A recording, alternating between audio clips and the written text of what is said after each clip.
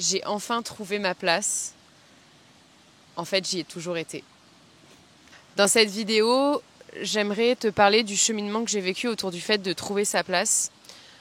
Je pense que aujourd'hui, on est très nombreux à se poser la question de savoir est-ce que oui ou non on est à notre juste place, et si c'est pas le cas, quelle est notre place? Je pense que c'est une question essentielle, et pour autant, elle peut créer beaucoup de frustration, je pense, et elle peut aussi beaucoup nous figer, et parfois on a vraiment du mal à y répondre. Aujourd'hui, j'ai envie de te partager comment j'ai fini par ne plus me poser cette question. En soi, c'est pas que j'ai trouvé une réponse claire et définitive à cette question, je pense pas du tout. Je pense que c'est plutôt que j'ai accepté de ne pas avoir une réponse définitive, et j'ai réussi à voir à quel point, sous une certaine forme, j'ai toujours été à ma place. Et en fait, ça m'a permis de déconstruire le fantasme de trouver sa place, d'être à sa place. Et en fait, c'est comme si... J'ai l'impression que ce qui bloque beaucoup d'entre nous, c'est l'impression qu'il y a une voie unique, parfaite, qui nous est destinée. Comme si je pouvais me tromper de chemin, en fait. Comme s'il y avait une voie qui m'était destinée, et si je suis pas sur cette voie, bah, c'est que je suis pas à ma place. Et finalement, je pense que c'est le fait de lâcher ce fantasme qui m'a permis d'arrêter de me comparer, d'arrêter de chercher des modèles autour de moi. Et finalement, c'est ce qui a créé de l'espace pour me permettre de laisser émerger ce qui a vraiment du sens pour moi, et une vie, un mode de vie, une forme, une façon de travailler ou de contribuer qui me donne justement le sentiment quotidien d'être à ma place. Donc c'est un peu paradoxal, mais je pense que la vie est remplie de paradoxes. Et justement, c'est le fait d'avoir vraiment de la gratitude et d'avoir l'impression que je suis au bon endroit, quoi que je fasse, où que je sois, même quand j'étais en médecine, même pendant mes 2 années d'entrepreneuriat. À chaque fois, je suis à ma juste place, et de voir à quel point justement les endroits où j'avais l'impression de pas du tout être à ma place, j'y étais, et ce que ça a apporté dans ma vie, et ce que ça m'a permis d'apprendre et de vivre, qui a été utile sur mon chemin. Et c'est ça qui m'a donné l'espace de trouver et de construire un mode de vie qui me correspond pleinement. Et c'est drôle parce que c'est vraiment au moment où j'aime la forme que j'ai et que je suis reconnaissante pour celle-ci, que paradoxalement, c'est à ce moment-là que la forme évolue vers ce qui m'inspire plus. Là, je vous le partage en quelques mots, mais c'est un cheminement qui a duré pour moi plusieurs mois, voire même plusieurs années depuis que je suis en médecine. Et justement, l'intention que j'ai vraiment avec cette vidéo, c'est de partager ce qui m'a le plus aidé dans ce cheminement et les enseignements que j'en ai tirés et que je retiens de toute cette période. Et je vais te partager ça en plusieurs points, en essayant de développer chaque point de façon la plus clair possible, et en essayant de donner des exemples pour que ça te parle vraiment et que tu puisses comprendre comment est-ce que tu peux en tirer toi-même un conseil, et peut-être une voie qui va te permettre d'avoir plus d'espace et de trouver un chemin qui te rend heureux. Le premier point que je voudrais aborder, qui est je pense un point essentiel, c'est le premier qui m'est venu quand je me suis posé la question de ce qui m'avait vraiment aidé, ce n'est pas parce que tu ne vois pas ce que tu pourrais faire d'autre que tu es à ta place. Ça, je pense que je l'ai entendu des dizaines de fois, si ce n'est des centaines de fois. Je me la suis aussi beaucoup répétée moi-même quand j'étais en médecine. Ça m'a un peu servi de bouclier pour pas affronter la réalité en face, c'est-à-dire justement pas regarder le fait qu'il y avait des signaux et des symptômes qui pouvaient me permettre de penser que je me sentais pas bien dans cet environnement et que j'avais envie d'aller ailleurs. Parce que justement, ça me faisait trop peur. Il y avait plein de choses qui faisaient que je me sentais pas à ma place en médecine. J'aimais pas vraiment ce que je faisais, même si j'essayais de me convaincre du contraire, justement en essayant de me raccrocher aux quelques trucs que j'aimais bien et que je trouvais intéressants pour me rassurer et me dire que j'avais pas fait tout ça pour rien. Mais clairement, j'étais pas heureuse de me lever le matin. Je me projetais pas du tout vivre comme ça toute ma vie. J'arrêtais pas de me raconter que ça serait mieux après, que ça allait s'améliorer, etc. Et finalement, je pense que c'est le seul truc qui me permettait de tenir. De me dire, ça sera mieux après, ça va s'améliorer, ça va changer. Là, c'est juste parce que t'es externe, là, c'est juste parce que t'es interne. Mais après, ce sera mieux. Et en fait, ça, c'est un énorme bullshit. C'est clairement pas vrai. En fait, ça n'ira pas mieux après si aujourd'hui, tu n'as pas envie de faire ça. Et évidemment, c'est hyper important de faire la différence entre avoir des symptômes parce que tu as un petit peu de fatigue sur un chemin qui t'inspire profondément, ou avoir d'énormes symptômes où ton corps te hurle que ça va pas, et ne pas les écouter parce que tu penses que c'est au service de quelque chose qui, au fond de toi, en fait, ne te nourrit pas vraiment. Et justement, généralement, tu ne vois pas ce que tu pourrais faire d'autre, probablement parce qu'aujourd'hui, tu consacres tout ton temps à tes études ou à ton travail, et ça, certainement depuis des mois, voire des années. Et ça laisse pas de place pour savoir ce qui t'inspire vraiment. Et donc, c'est vraiment important de prendre conscience de ça, parce que je pense que moi, c'était un des freins principaux que j'avais à l'idée de me réorienter, de faire autre chose. C'est que je me disais, mais en fait, je vois pas ce que je pourrais faire d'autre. Donc, si je vois pas ce que je pourrais faire d'autre, c'est que je suis à ma place en médecine. S'il y avait vraiment une voie qui m'inspirait profondément, j'irais voir ailleurs et je pourrais y aller. Mais ce qui m'a bloqué pendant des années, c'était de me dire, en fait, j'ai pas de plan B, j'ai pas d'autre idée. Et finalement, le fait de ne pas avoir de plan B, c'est naturel quand ça fait des années que tu consacres tout ton temps, toute ton énergie à une voie professionnelle ou à des études. Le deuxième point que je trouve hyper important et hyper intéressant et qui en tout cas moi m'a beaucoup aidé dans ce cheminement, c'est le fait que c'est très difficile de savoir ce que tu veux faire, de savoir ce que tu aimes faire, seulement en te projetant. Le meilleur moyen pour moi aujourd'hui, d'après ce que j'ai vécu, d'y voir plus clair, c'est vraiment d'aller expérimenter les choses et de voir comment tu te sens. Parce que moi, il y a tellement de fois où j'ai eu un fantasme sur un métier ou une activité en pensant que j'allais adorer parce que je voyais que les bénéfices et je pensais que ça me plairait et en fait pas tellement. Et je trouve qu'aujourd'hui, on a un peu perdu cette façon de fonctionner et c'est dommage parce que pour moi, vivre quelque chose, c'est vraiment le meilleur moyen de savoir ce qui te plaît, ce qui te plaît pas et d'ajuster au fur et à mesure. Je pense que te créer une vie qui te rend heureux, ça passe forcément par l'expérimentation et ça se fera étape par étape, un peu comme une recette de cuisine, où justement, si tu inventes une recette de cuisine et que c'est la tienne, si tu veux pas copier la recette de quelqu'un d'autre, si tu veux créer ta propre recette, ça va forcément passer par des essais, peut-être être un peu à côté à certains moments, et il va falloir que tu goûtes et que tu ajustes en te disant... voilà, je mets un nouvel ingrédient, ok, j'aime bien comme ça, mais j'aime pas de cette façon-là. Et pour te donner un exemple pour que ce soit plus clair, moi j'avais vraiment très envie d'avoir des animaux, j'adore les animaux. J'avais cette envie d'avoir des chèvres depuis longtemps. Et en fait, je me suis lancée, je me suis dit, malgré le fait qu'il y ait plein de gens qui voient plein d'inconvénients au fait d'avoir des chèvres, qui me disaient, mais tu vas pas pouvoir partir de chez toi, tu vas pas pouvoir faire ce que tu veux. Plein d'inconvénients, ça sert à rien, donc ça va pas être utile, enfin, j'ai entendu plein de choses. Je me suis dit, je vais quand même essayer, et puis, en fait, au pire, si jamais il y a quelque chose qui se passe pas comme prévu, je sais que je suis capable de trouver des ajustements. Je sais que je suis capable de faire autrement. J'ai bien vu que j'étais capable d'arrêter mes études de médecine, de me lancer dans l'entrepreneuriat, donc ça m'a donné confiance dans le fait que je peux essayer quelque chose. Et si ça me convient pas, je suis capable d'ajuster. Et ça, c'est exactement ce que j'ai fait justement avec le métier d'entrepreneur. Et donc finalement, j'ai pris 3 chèvres. Et en fait, c'était trop cool. J'ai adoré. J'ai trouvé que c'était beaucoup moins contraignant que ce que j'avais imaginé. Que globalement, c'est des animaux qui sont hyper autonomes, qui font leur life, qui sont heureux quand ils ont de l'espace et de quoi manger. Et j'ai adoré. Et donc finalement, je me suis dit, ok, j'ai adoré, donc je vais en prendre 3 autres. Donc j'ai pris 3 autres chèvres de plus. Puis ensuite, ça a ouvert un espace pour moi et je me suis autorisée. J'avais aussi toujours eu envie d'avoir des poules, des canards, etc. Je me suis dit, ok, je vais prendre des canards. Puis on a construit un poulailler avec Bastien. Ça nous a pris 3 semaines.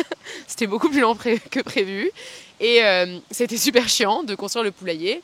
Mais maintenant que le poulailler est construit, le fait de prendre soin de ces animaux, ça me rend profondément heureuse tous les jours. Je suis hyper heureuse d'avoir des œufs frais tous les matins. Ça nourrit plein d'autres passions, notamment mes passions de la cuisine et de la pâtisserie. Et je regrette absolument pas. Et finalement, je suis hyper heureuse de ne pas avoir écouté les personnes qui m'avaient dit que ça serait plus de contraintes que ça. Et puis, finalement, j'étais toujours hyper heureuse d'avoir mes chèvres. Et puis, il y a un bébé qui est né au mois de juin. Il y en a un deuxième qui est né là il y a 2-3 semaines. Et je me dis, voilà, en fait, après, les choses s'organisent et la vie se déroule. Et j'arrive à organiser ma vie avec des choses que j'aime profondément et qui me rendent heureuse. Et encore une notion hyper intéressante que j'aborde rapidement, mais il y a plein de gens qui m'ont demandé, mais à quoi ça sert en fait? Pourquoi tu prends des chèvres? Qu'est-ce que tu vas faire avec? Est-ce que tu veux faire du fromage? Est-ce que tu veux... Qu'est-ce que tu veux faire avec tes chèvres? Et en fait, moi, depuis le début, je sais que j'ai envie d'avoir des chèvres, mais je sais pas pourquoi en fait. Je sais que au fond de mon cœur, il y a cette envie d'avoir des chèvres, ça me touche profondément, j'adore les animaux et j'ai vraiment envie de connecter avec cet animal-là en particulier. Je sais que quand j'étais jeune, j'ai un de mes cousins qui a une ferme, qui avait des chèvres et que, je sais pas, ça me touchait d'aller là-bas, même si j'y suis peu allée quand j'étais petite. Je me rappelle de toutes les fois où j'y suis allée avec beaucoup d'émotion et que j'aimais beaucoup cet endroit et que je me sentais vraiment à ma place à cet endroit. Et donc, j'ai juste suivi cette intuition, cette envie, ce désir. Et ça m'a rempli de joie. Et finalement, j'ai pas de but concret. C'est-à-dire que là, on commence à avoir du lait, on commence à traire justement les 2 mamans qui ont eu des petits. On commence à essayer de faire du fromage, mais dans ma tête, il n'y a pas un désir de faire du fromage à un niveau, on va dire, suffisant pour en vivre. Par contre, ça me remplit de joie l'idée de avoir du lait de chèvre pour les personnes qu'on accueille ici pour leur petit déjeuner, pour des amis, pour de la famille, faire du fromage blanc ou du fromage de chèvre pour moi, pour ma famille ou pour justement les gens qu'on reçoit, quand on organise des séminaires, quand on organise des événements, quand on a des personnes qui viennent dormir ici. Ça me remplit de joie l'idée de pouvoir partager ça avec eux. Et finalement, si j'avais écouté les personnes qui m'avaient demandé à quoi ça sert, je ne l'aurais pas fait. Et moi, je trouve qu'il y a quelque chose qui est hyper important dans ce cheminement-là. Moi, il y a une citation qui me parle beaucoup, c'est « le cœur a ses raisons que la raison ignore ». Et je trouve que cette phrase, en fait, elle est tellement sous-cotée, elle est tellement puissante, c'est tellement important de prendre conscience que parfois notre cœur, il sait. Et nous, on ne sait pas encore pourquoi, avec notre mental, avec notre réflexion, avec notre raisonnement. On n'arrive pas à savoir pourquoi on a cette envie, pourquoi on a ce désir. Mais c'est pas grave, en fait. C'est pas obligatoire de faire les choses en ayant toujours une roadmap, un plan d'action hyper clair. Je pense que c'est hyper important aussi de revenir un peu à nos intuitions, de revenir un peu à notre cœur et de faire confiance à ces désirs qui jaillissent de notre cœur et de se dire que en fait, on a la capacité de s'adapter derrière et on sera capable de faire des choses superbes quand on écoute notre cœur et qu'on suit nos désirs. Le deuxième exemple que je voulais partager par rapport à ça, c'est, pour illustrer cette notion, c'est l'exemple de l'entrepreneuriat, du business en ligne. Au moment où j'arrête médecine il y a 3 ans, j'ai une idée en tête qui est d'aider les étudiants en médecine à être plus heureux et plus épanouis dans leur vie. Je me fais accompagner pour créer une entreprise et dans ce contexte-là, je pense que je calque plein de modèles et je commence à pénétrer dans l'univers de l'entrepreneuriat. Et je pense qu'en fuyant, en voulant quitter médecine, je fuis certaines choses. Je fuis mes études de médecine et j'ai un fantasme autour de l'entrepreneuriat. J'idéalise. Je pense que ça sera plus facile. Je pense que ça va être... qu'il va y avoir que des bénéfices en fait. Et finalement, le fait de vivre l'expérience, de la vivre pleinement, avec les bénéfices et les inconvénients, ça m'a permis de prendre conscience de plein de choses.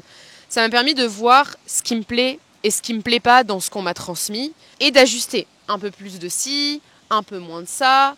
Par exemple, moi j'aime pas trop, je suis pas une grosse fan des réseaux sociaux, Instagram, Facebook, tout ça, c'est pas forcément les réseaux sur lesquels je me sens le plus à l'aise.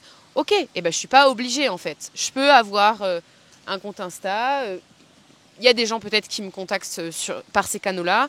Mais moi, celui que je vais nourrir le plus, c'est celui que j'aime bien. Et en l'occurrence, celui que j'aime bien, c'est YouTube. Moi, j'aime bien YouTube. C'est un canal qui me convient. Donc, je vais amener un peu de YouTube dans ma façon de créer mon entreprise. Une autre chose qui me convient pas, c'est l'idée de être tout le temps derrière un ordi, d'avoir peu de concret, peu de contacts, peu de connexions. Et donc je me dis, j'ai envie d'être moins derrière un ordi. Et même si ça va à l'encontre de la logique de la société, même si ça va à l'encontre de ce que mon mental me raconte, parce que mon entreprise, elle fonctionne bien, que les choses se développent bien pour moi, que ça me permet de vivre, etc.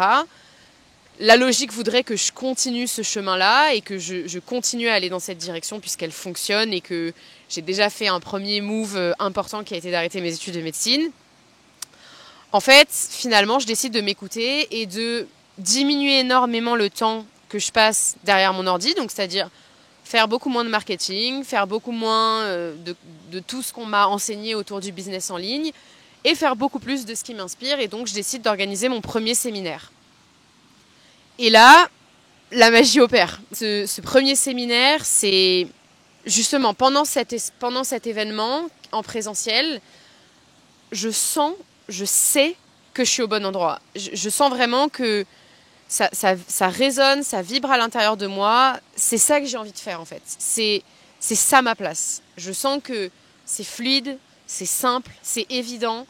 Les gens ont l'air de passer un moment incroyable. Il y a des personnes qui se transforment de façon exceptionnelle. Les gens sont heureux, ils ont beaucoup de gratitude. Et moi, je me sens comme un poisson dans l'eau. Alors que c'est mon premier événement. Je me sens calme, je me sens centrée, je me sens sereine, nourrie, présente à ma place. Et je pense que justement, il n'y a pas d'excitation, il n'y a pas de stress, il n'y a pas d'euphorie, juste un sentiment de présence, mais qui a vraiment une saveur exceptionnelle après avoir expérimenté justement beaucoup de stress et beaucoup d'anxiété dans ma vie, en médecine et pendant le développement de mon entreprise. Je vis ça comme quelque chose de magique en fait, de pouvoir faire quelque chose pour la première fois sans avoir à tout réfléchir, tout planifier, tout organiser, tout contrôler, sans peur, de pouvoir être au service des autres sans que ça vide mon énergie vitale, justement en ayant l'impression que ça me nourrit, que ça me remplit le cœur de joie, que ça augmente mon niveau d'énergie. Et pour moi, justement, le meilleur moyen d'accéder à ça, la meilleure façon de faire ça, c'est vraiment petit à petit, pour avoir de plus en plus de moments qui vont dans ce sens-là, justement d'essayer des choses, de poser des actions concrètes et d'ajuster au fur et à mesure.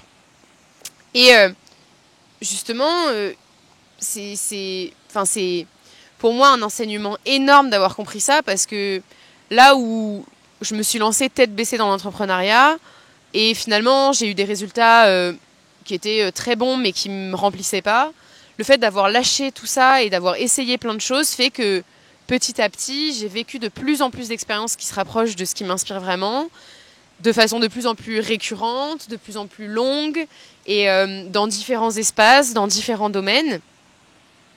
Et je pense que c'est le meilleur. Il n'y a rien de plus puissant, de plus beau que de vivre ce genre d'expérience. Et le troisième point sur lequel je voudrais amener quelques éléments, c'est un point qui est essentiel pour moi, c'est le fait, et ça rejoint justement celui-ci, c'est le fait de ne pas laisser les autres projeter leurs peurs et leurs croyances sur toi.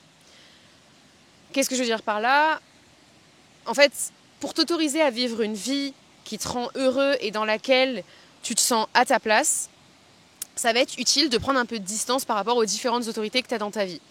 L'autre jour, je discutais avec Bastien et je sais plus où est-ce qu'il a entendu ça. Il disait que dans une vidéo, il a entendu un mec dire que quand tu dis ce que tu fais de ta vie, ce que tu vis aujourd'hui, si les gens ils comprennent de suite ce que tu fais, c'est que tu fais un truc qui est tellement beaucoup trop validé par la société pour être ce qui est intrinsèque et au fond de ton cœur. Et ça veut pas dire que tu peux pas être médecin, tu peux tout à fait être médecin, mais il y a des milliers de manières d'être médecin, et aujourd'hui, est-ce que tu t'autorises à exprimer la façon qui t'inspire le plus ? Exactement de la même manière, tu peux être avocat, ou tu peux trouver un domaine dans le droit qui te fascine, qui te passionne et trouver une façon innovante d'aider les gens et de transformer leur vie. Et je pense que tu peux faire ça dans n'importe quel métier. Et du coup, l'idée, c'est pas de dire, si t'es pas entrepreneur et que tu as créé un projet de A à Z, ce que tu fais, c'est pas épanouissant. Enfin, ça ne peut pas être épanouissant pour toi. C'est pas du tout ça.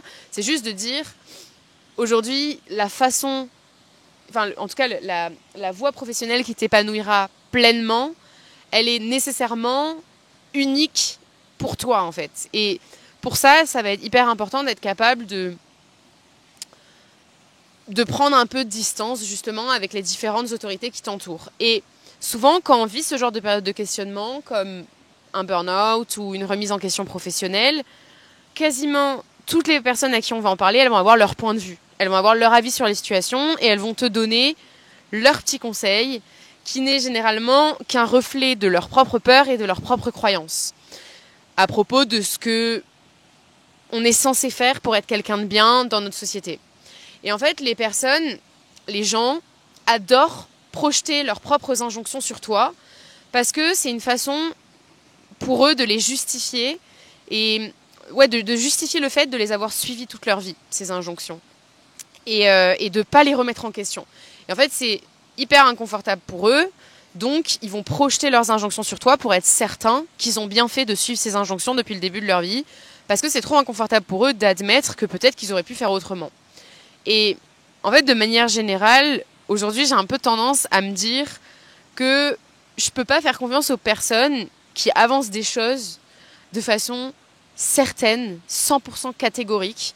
Parce que pour moi, finalement, le doute et la remise en question, c'est le fondement de toute démarche scientifique ou philosophique. C'est-à-dire que la démarche scientifique, la démarche philosophique, c'est le fait de questionner le réel, de comprendre la réalité, de comprendre l'univers et le sens de l'univers.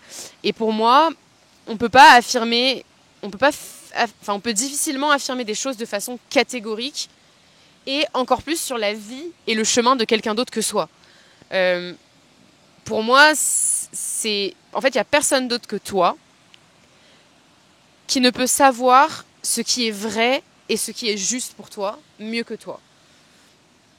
En fait, bien souvent, tu verras que ce genre de débat, ça active beaucoup de personnes, ça vient les chercher, notamment des adultes peut-être qui ont une génération de plus que nous, qui sont la génération de nos parents, parce que ton questionnement, ça va les ramener à leurs propres peurs, leurs propres doutes et leurs propres remises en question, auxquelles ils n'ont peut-être pas donné d'espace, parce que nous, il y a vraiment une explosion de ce genre de remise en question dans notre génération, et c'était peut-être beaucoup moins le cas à l'époque.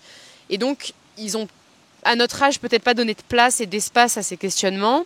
Et donc, c'est très inconfortable pour eux parce que ça vient leur mettre sous le nez l'éventualité selon laquelle ils auraient pu prendre des décisions différentes, faire des choix différents et avoir cette prise de conscience sans être capable de voir à quel point ça avait du sens dans leur vie de ne pas s'être autorisé à se poser ces questions à ce moment-là, plus tôt.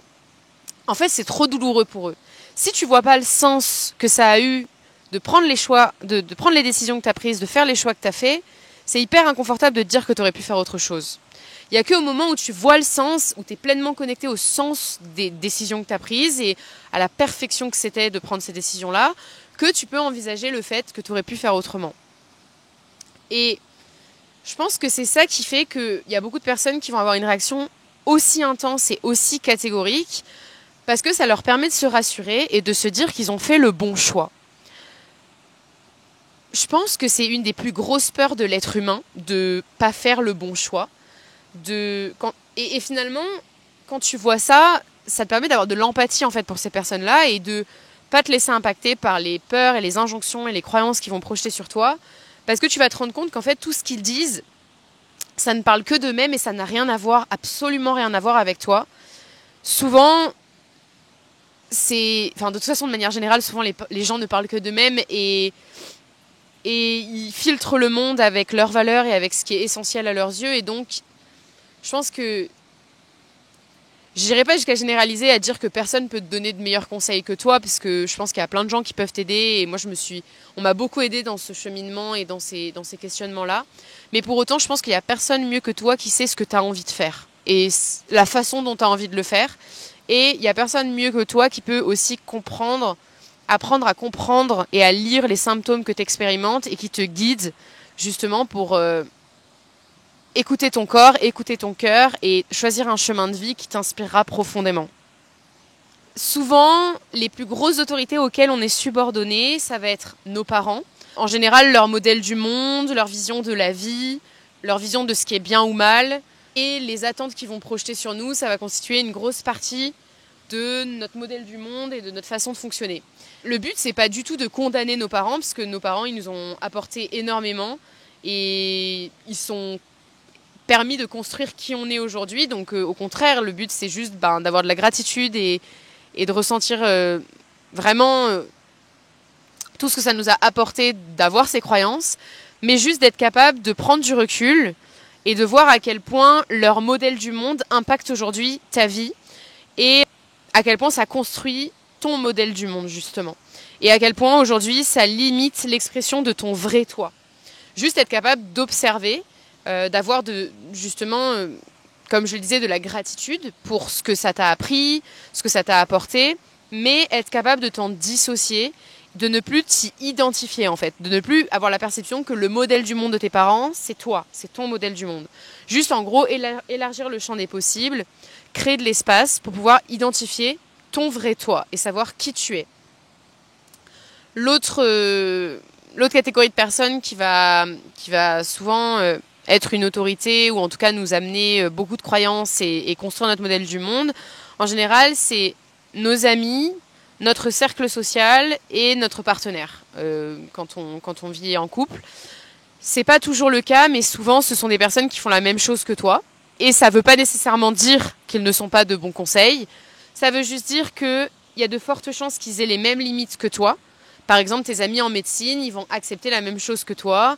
Ils sont peut-être dans le même état de santé, sans voir que c'est problématique en fait.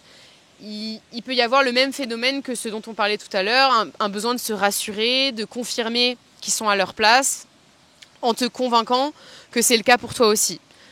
Moi, ça n'a pas trop été mon cas parce que la plupart de mes amis qui étaient en médecine, ils étaient globalement sûrs de leur choix et même si ils ont aussi eu des difficultés pendant leurs études, ils savaient qu'ils étaient au bon endroit et donc ils n'ont pas essayé de me convaincre que moi c'était le cas. Ils ont plutôt accueilli ce que je vivais et je pense que j'ai eu de la chance parce que mes amis se posaient des questions aussi suffisamment pour être confortable avec l'idée que moi je puisse avoir conscientisé que médecine c'était pas le chemin que j'avais envie de prendre.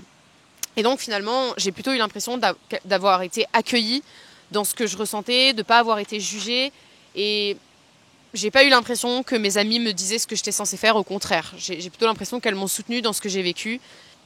Mon copain, pour le coup, n'était pas du tout en médecine et je pense que ça m'a vraiment beaucoup aidé à prendre du recul sur mes études, notamment à voir tout ce qu'on accepte en médecine alors que, clairement, c'est pas du tout normal, voire même parfois c'est totalement inacceptable.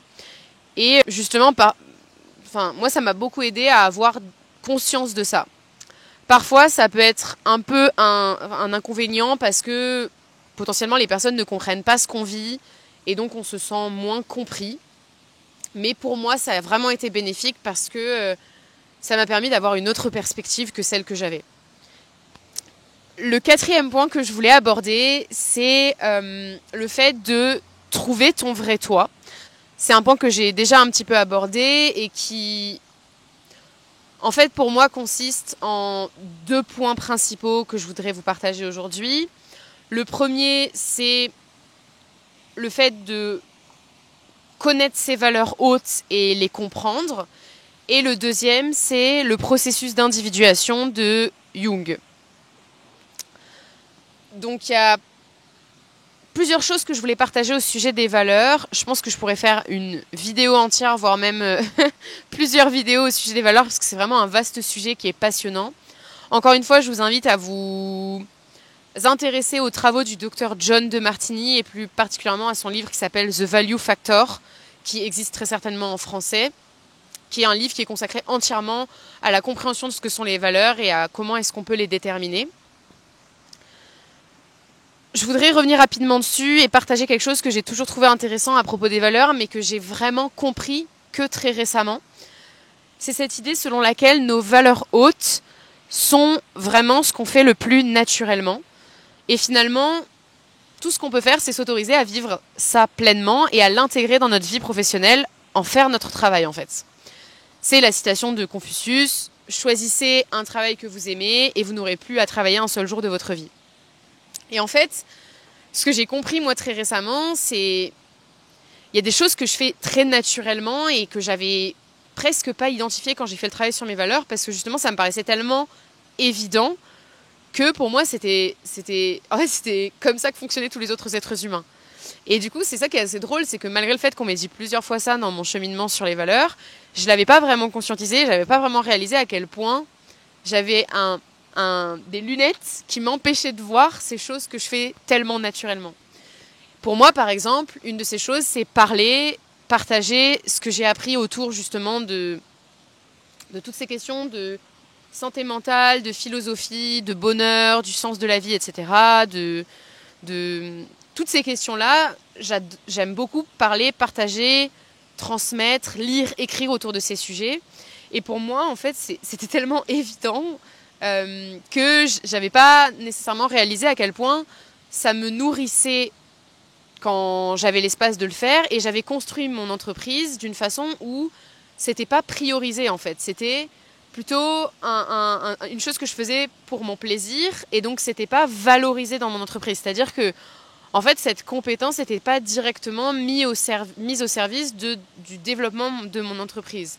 Mon entreprise, elle est très structurée et organisée d'une façon qui calquer un modèle et qui n'avait pas donc mis de l'attention sur le fait qu'aujourd'hui c'est une de mes valeurs et donc probablement peut-être un de mes talents, en tout cas un des sujets sur lesquels naturellement je me sens à l'aise et je prends du plaisir à le faire, et j'ai une capacité naturelle à le faire qui fait que ça me demande moins d'efforts que plein d'autres choses, et donc finalement m'autoriser à faire ça et à transmettre toutes ces choses-là sans forcément avoir derrière une idée ultra précise de la façon dont ça va pouvoir me permettre de contribuer à mon entreprise.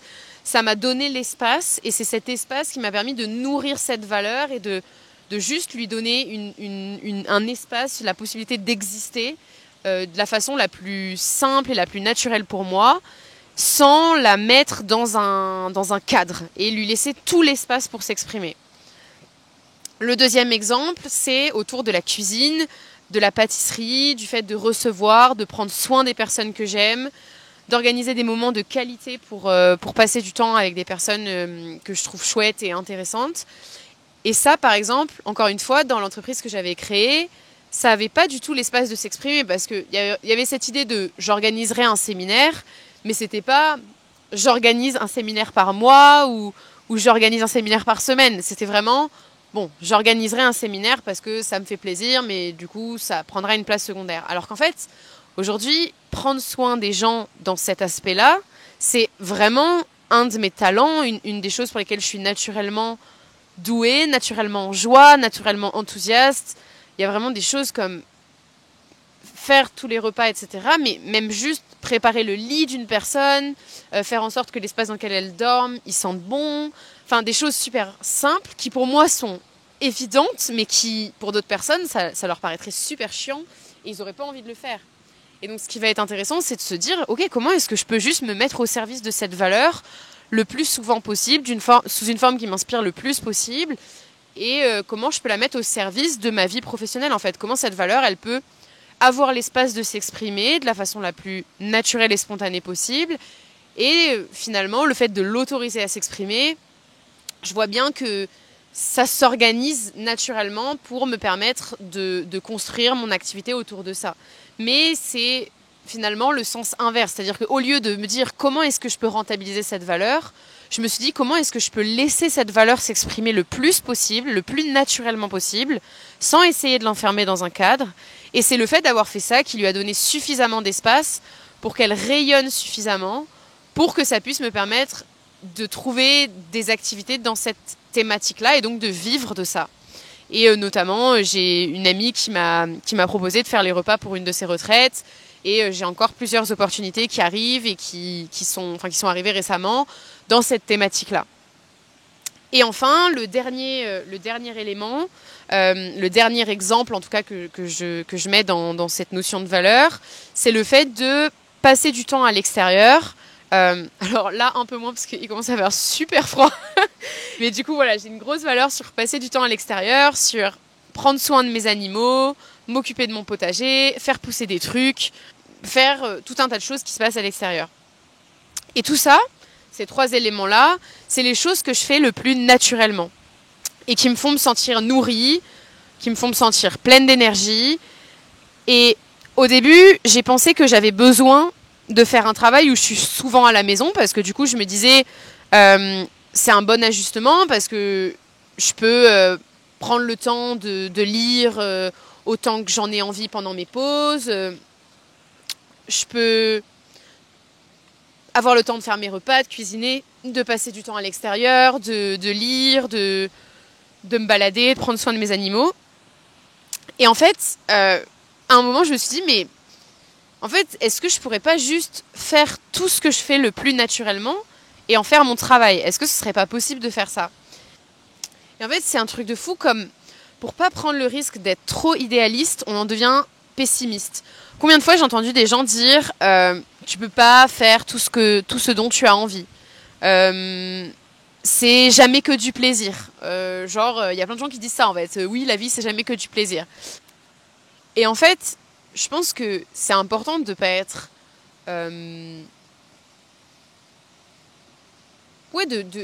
j'allais dire c'est important de pas être trop optimiste, mais je pense pas.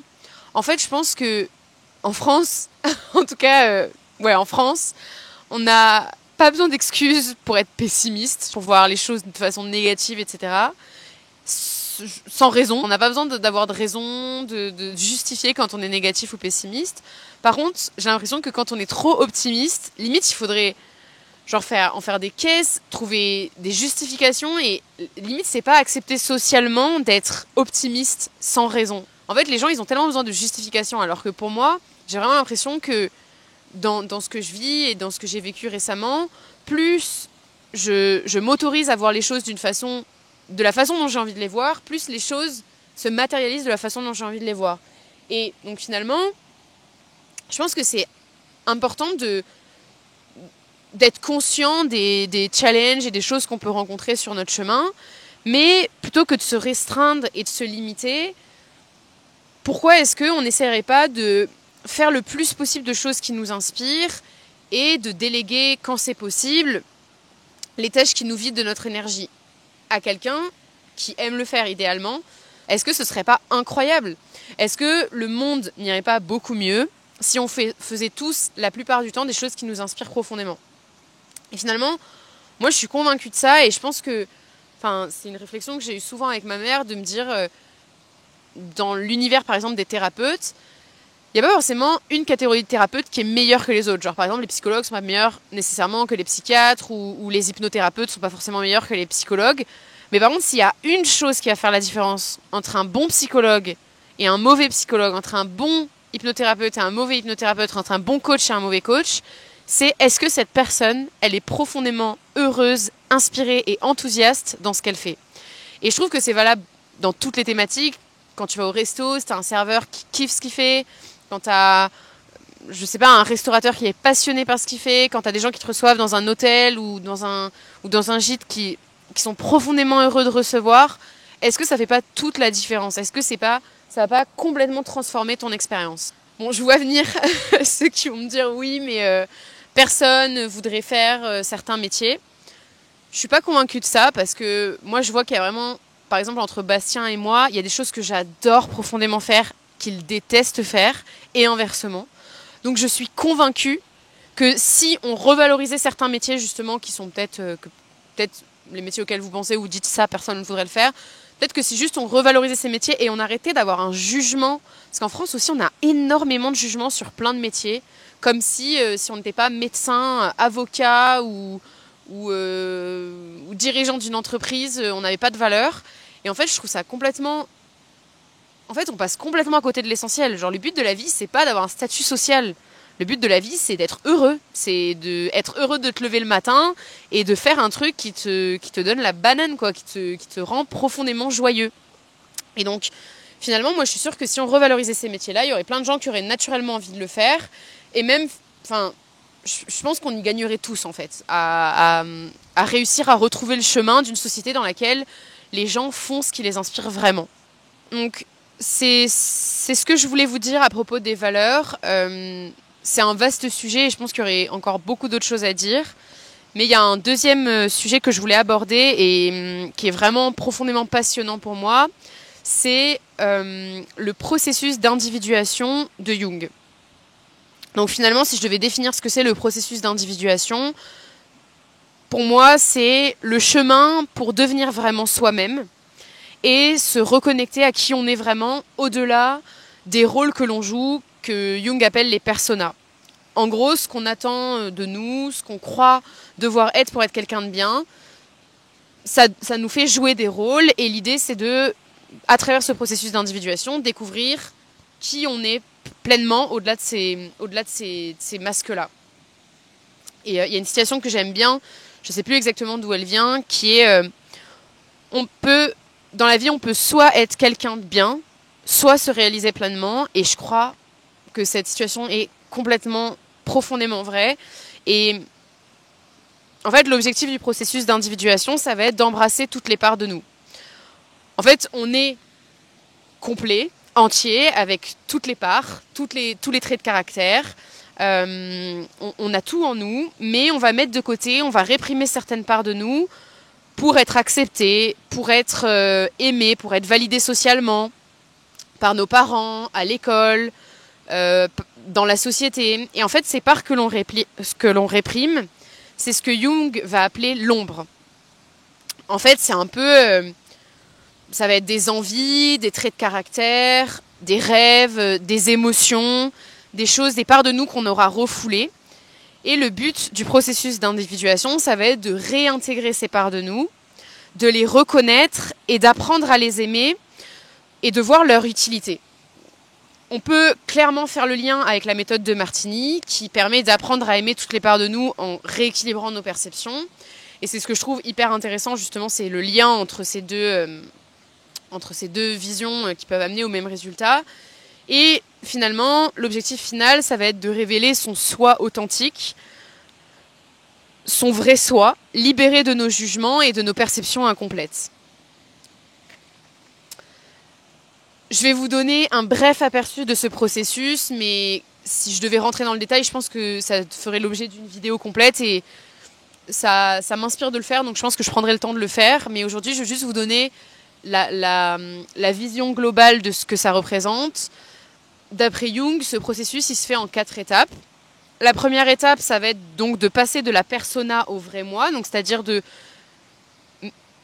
mettre de la lumière sur les masques qu'on joue, les rôles qu'on joue et de réussir à les traverser pour donner naissance au vrai moi, au soi authentique. La deuxième étape, ça va être d'apprivoiser son ombre, donc c'est-à-dire réembrasser toutes les parts de nous qu'on aura jugées et qu'on aura refoulées.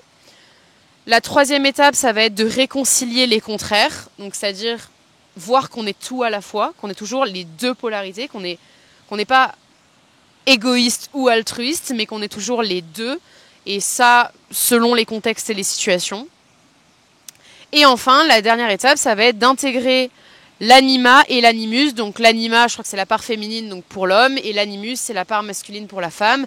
Et donc de réussir à réintégrer aussi cette part masculine et féminine en chacun de nous. Et donc finalement, ces 4 étapes, ça va être ce qui va nous permettre d'incarner notre soi authentique. Et c'est pour moi encore une excellente façon de se rapprocher de soi pour trouver sa place. On va éviter de faire une vidéo d'1h30. on y est, parce qu'on est qu'au point numéro 3. Et je crois que j'en ai 7 au total. Allez, on reprend. Ensuite, le 5e point dont je voulais vous parler, c'est un point qui va encore une fois être essentiel dans votre cheminement à ce sujet et qui, moi, m'a beaucoup aidé, c'est le fait de lâcher le fantasme pour retrouver un espace de calme et de gratitude qui va être propice à une évolution.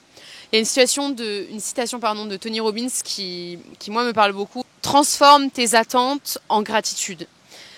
Et je trouve que cette citation, c'est un vrai guide de vie parce que pour moi, on est beaucoup trop souvent, et moi la première, dans l'attente, dans la frustration, là où en fait le meilleur chemin pour atteindre ce qu'on désire, c'est de se ramener dans un espace de gratitude.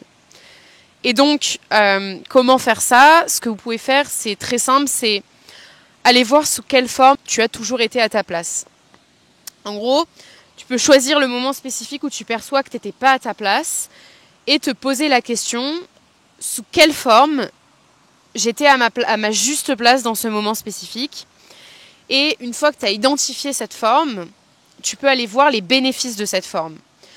C'est les bénéfices de cette forme pour toi et pour ce qui est important pour toi.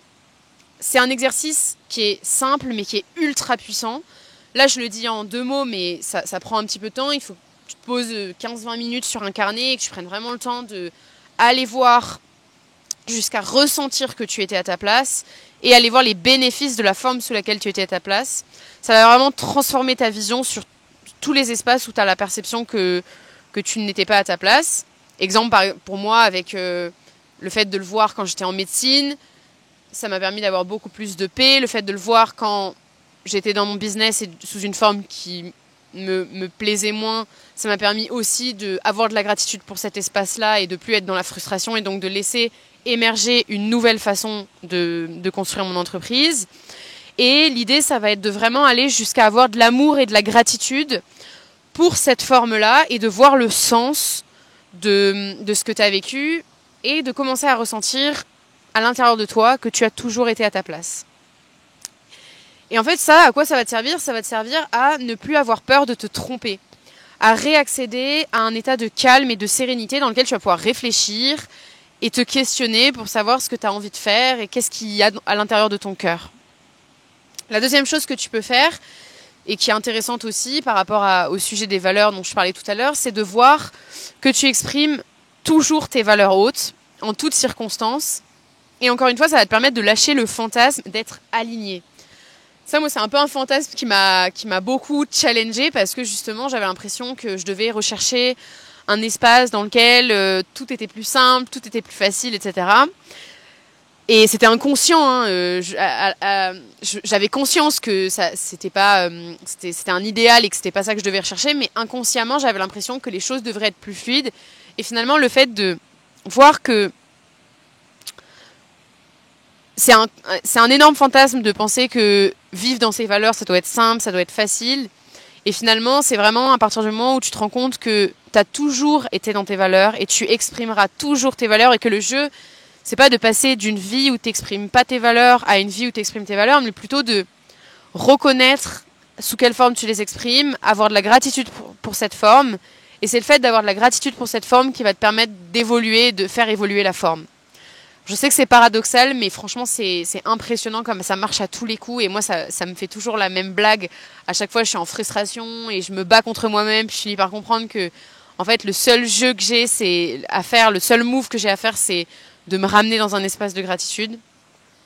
Et franchement, c'est vraiment ce qui m'a permis le plus de me rapprocher de ce que j'aime le plus faire. C'est vraiment de reconnaître que j'ai toujours vécu dans mes valeurs et que j'ai toujours été à ma place, partout où j'étais.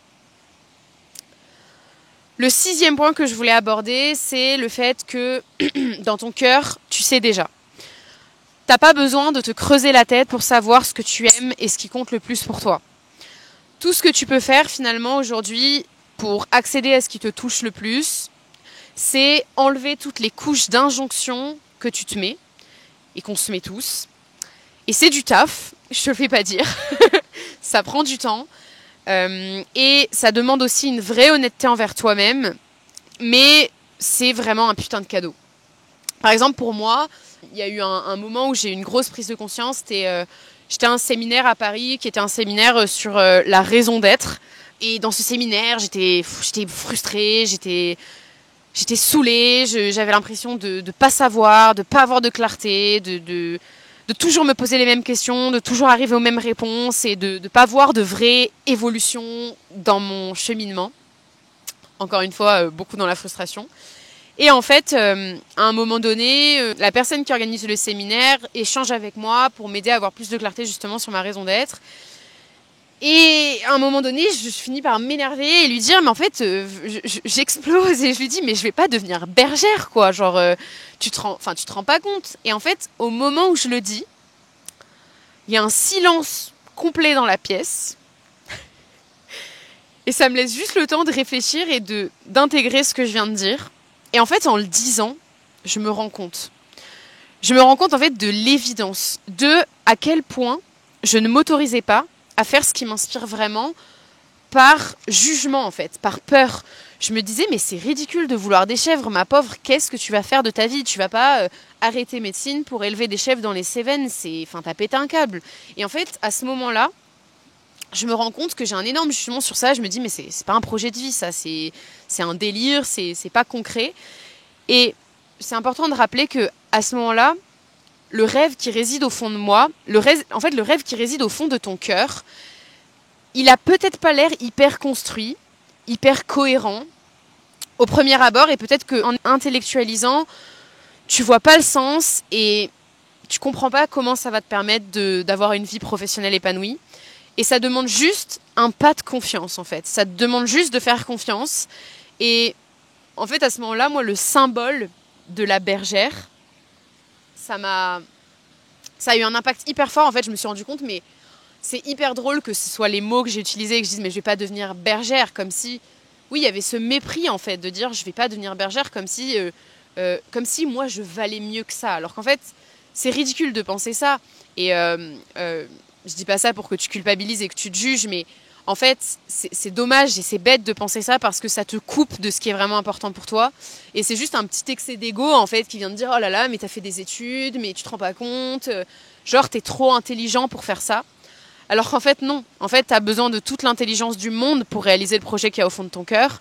Mais ça sera toujours beaucoup plus puissant de mettre ton cerveau au service de ton cœur que de rendre ton cœur esclave de ton cerveau.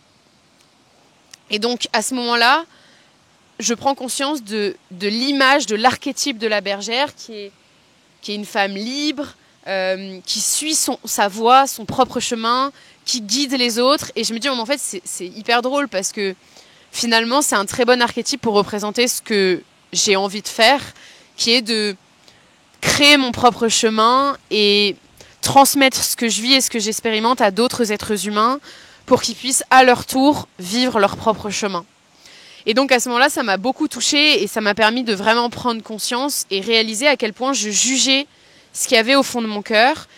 Et je ne m'autorisais pas à le vivre, à le faire parce que ma tête n'arrivait pas à voir le sens. Et donc j'ai vécu ça un peu comme un petit clin d'œil, une invitation à faire confiance. Et suite à ce séminaire, j'ai lâché. J'ai décidé d'arrêter mon entreprise, en tout cas de ne plus être dans tout le système que j'avais créé et de juste organiser le séminaire pour les personnes que j'avais dans mon accompagnement et faire les choses qui m'inspirent. Et finalement, c'est drôle parce que depuis, tout s'organise et plus je lâche, plus les choses prennent leur sens. Et du coup, finalement, je me rends compte que j'incarne cet archétype, que à travers les vidéos que je fais sur YouTube, je peux transmettre ce que je vis et créer ma propre voie, créer mon propre chemin. Et finalement, je vois, depuis que j'incarne cet archétype, tous mes rêves et tous mes projets se réaliser les uns après les autres de la façon la plus étonnante, mais la plus parfaite pour moi. Et c'est drôle parce que plus j'apprécie le fait que ce soit pas comme j'attendais, plus les choses s'organisent de façon fluide et plus ça me donne encore plus de choses à apprécier. Et donc j'ai une gratitude immense pour ce cheminement et pour ce que ça m'a amené à vivre. Et c'est que le début parce que, mine de rien, il y a eu ces 2-3 années de prise de conscience et de réflexion, mais je sais que je suis qu'au début et que je vois qu'il y a un espace qui est en train de s'ouvrir dans mon cœur et que les choses de plus en plus prennent leur sens et évoluent, mais que je suis qu'au tout petit démarrage de ce cheminement. Et il y a un dernier point que je voulais aborder, que j'ai rajouté un petit peu plus tard dans cette vidéo, parce que c'est arrivé un peu plus tard par rapport à tout le reste. Et c'est un peu finalement une très bonne conclusion par rapport à tout ce qu'on vient de dire. C'est le fait que En fait, les gens n'ont pas besoin de comprendre ce que tu fais. Moi, aujourd'hui, de l'extérieur, je pense qu'il y a plein de personnes qui pensent que je suis instable, que je fais n'importe quoi, que je suis perdue. Et pourtant, je n'ai jamais eu autant de clarté sur ce que je veux faire, sur ce qu'il y a au fond de mon cœur. Je n'ai jamais eu plus qu'aujourd'hui l'impression d'être à ma place. Et un autre exemple trop chouette par rapport à ça, c'est que dans tous ces espaces qui se sont créés, j'ai reconnecté très fort à mon envie de faire quelque chose autour de la cuisine dans ma vie professionnelle. Et donc, je me suis inscrite en juillet pour passer le CAP à la fin de l'année prochaine, le CAP cuisine. Et donc, j'ai commencé la formation, j'ai fait un premier stage en août dans un restaurant dans mon village pendant 4 semaines. Et en fait, c'est drôle comme, justement, ça faisait un moment que j'avais pas fait une activité où il y avait des horaires imposés, où c'est pas moi qui décide ce que je fais, où j'ai des contraintes, surtout que le milieu de la restauration, c'est quand même un milieu qui est connu pour être assez exigeant, assez épuisant. Et en fait, c'est drôle parce que pendant ces 4 semaines, j'ai eu l'impression de jouer à un jeu. J'ai eu l'impression que ma vie était un jeu vidéo. J'étais tellement connectée à ma joie, à mon enfant intérieur, que, en fait, j'avais pas du tout la sensation de travailler. En plus, forcément, le contraste est important par rapport au milieu médical où il y a une certaine gravité dans tout ce qu'on fait. Là, il y avait beaucoup de légèreté et moi, je me sentais tellement à ma place. Quand je rentrais chez moi, je faisais mes horaires du matin de 9h à 15h, puis ensuite je rentrais chez moi, j'avais une pause de 15 à 18h. Et même pendant cette pause, je cuisinais encore pour des amis qui étaient là, pour mon chéri. Et en fait, j'avais encore envie, tellement j'aime ça. Et au moment où ma pause elle était terminée, j'ai été heureuse d'y retourner. Et en fait, ça, j'avais jamais expérimenté ça en médecine. En médecine, quand je sortais d'une journée de travail, j'avais qu'une envie, c'était de surtout pas y retourner. Là, c'était impressionnant la différence avec les ressentis que j'ai eus en médecine. Je me sentais presque même pas fatiguée alors que je faisais des gros horaires et j'avais vraiment surtout ce sentiment de m'amuser. Et cette différence, elle m'a énormément frappée. Je me suis dit, mais en fait, c'est possible de se sentir comme ça en travaillant. Genre, ça me paraissait impossible parce que, mine de rien, la vie que j'avais vécue, la vie d'entrepreneur pendant 2 ans, ça ressemblait pas à ça non plus. C'est-à-dire que j'avais quand même un sentiment de stress assez récurrent. Je me sentais pas vibrer, je me sentais pas dans mon enfant intérieur, je me sentais pas connectée à ma joie, je me sentais plus contrainte encore par un système que j'ai créé moi. Et donc finalement, je me suis dit, mais c'est dingue en fait de pouvoir se sentir comme ça en étant au travail, quoi. Ça déconstruit complètement la perception qu'on a du travail dans notre société. Et je sais que c'était que 4 semaines et que donc il y a probablement un effet un peu lune de miel. Probablement que si je travaillais pendant des années dans un restaurant, ça pourrait être moins waouh que ça a pu l'être pendant ces 4 semaines. Mais le fait est que je n'ai jamais ressenti ça en médecine, même au début, même lors de mes premiers stages, il y a toujours eu ce truc de, en fait, j'ai pas envie d'y aller, quoi. Je suis fatiguée, j'ai pas envie d'y retourner. Alors que là, je pense que sur les 4 semaines de stage, il n'y a pas eu une fois où je me suis dit, j'ai pas envie d'y aller, quoi. Ça n'est jamais arrivé. Et finalement, ce sentiment d'être à ma juste place, d'être au service de quelque chose qui m'inspire et au-delà de ça, dans un domaine où je suis compétente, ça m'est pas beaucoup arrivé, à part justement à ce moment-là et pendant le séminaire que j'ai organisé et aussi pendant certains séminaires où j'ai assisté dans l'école de coaching que j'ai faite. Ça m'est rarement arrivé de me sentir autant à ma place et donc ça me donne beaucoup d'informations sur comment je me sens quand je fais un truc qui m'inspire vraiment. Le fait d'avoir quasiment aucun stress, d'avoir beaucoup plus de recul sur les situations, de me sentir calme, présente, centrée. Et je sais que j'ai pas envie que de faire ça, de faire que de la cuisine, parce que aujourd'hui il y a beaucoup de formes sous lesquelles j'aime nourrir les humains. Et je pense que c'est pas la seule qui m'inspire et que probablement que ça m'ennuierait de faire que ça. Mais par contre, c'était tellement évident depuis le début que je l'avais pas vu. Et c'est en ce sens aussi que je voulais partager cet exemple, c'est que depuis que je suis enfant, je cuisine. Quand j'étais externe, j'ai toujours cuisiné. Le moment où je faisais mes cours, c'est le moment où je faisais mes repas. Et c'était les moments les plus lumineux pour moi pendant mes études de médecine. Quand j'étais en D4, pendant ma 6e année de médecine, le dimanche, je me levais à 6h pour aller aux halles pour faire mes courses et faire tous mes repas de la semaine. Et ça me nourrissait profondément et c'était vraiment ma soupape pendant ces années. C'était la chose qui m'a permis de tenir. Et en fait, c'était tellement évident que je ne l'avais pas vu. Et c'est ça qui est hyper drôle et c'est pour ça que je voulais partager cet exemple-là. Et finalement, maintenant, les choses s'organisent petit à petit pour venir réunir toutes ces choses que j'aime dans une vie professionnelle qui m'inspire profondément. J'ai plein de projets, d'événements, de séminaires et de retraites que je vais organiser ici. J'ai une amie qui m'a proposé de venir faire les repas pour sa retraite et j'ai encore plein d'idées et de choses que j'ai envie de nourrir et que j'ai envie de valoriser dans les prochaines semaines. Mais je me suis jamais sentie aussi j'ai jamais senti autant de vibrations, d'inspiration à l'intérieur de moi. Et pourtant, il y a 3 ans, j'étais convaincue que, à part médecine, dans ma vie, il n'y avait rien qui m'intéressait, il n'y avait rien qui m'inspirait. Parce que, justement, je ne le voyais pas, tout ça. Et tout ça pour vous dire que c'est pour amener un petit message d'espoir sur le fait que c'est normal si ça prend du temps. Le cheminement, il peut prendre plusieurs mois, plusieurs années. C'est ok, on est dans une société qui veut toujours que ça aille vite, qui veut nous ranger dans une case, qui veut avoir de la clarté sur qui on est et ce qu'on fait. Mais en fait, c'est normal que ça prenne du temps parce que si aujourd'hui, tu as vraiment envie d'être toi-même et d'être vraiment authentiquement toi-même, ça va prendre un peu de temps et ça va prendre des efforts et ça va te demander de prendre des chemins qui ne sont pas ceux que prennent la plupart des gens. Je te remercie infiniment d'avoir écouté cette vidéo. Je pense qu'elle aurait été un peu longue. On va éviter de faire une vidéo d'1h30. Mais ça m'a fait profondément plaisir de partager tout ça. J'espère que ça t'amènera des éclaircissements. Si tu as des choses qui ont résonné, je serais très heureuse de te lire en commentaire.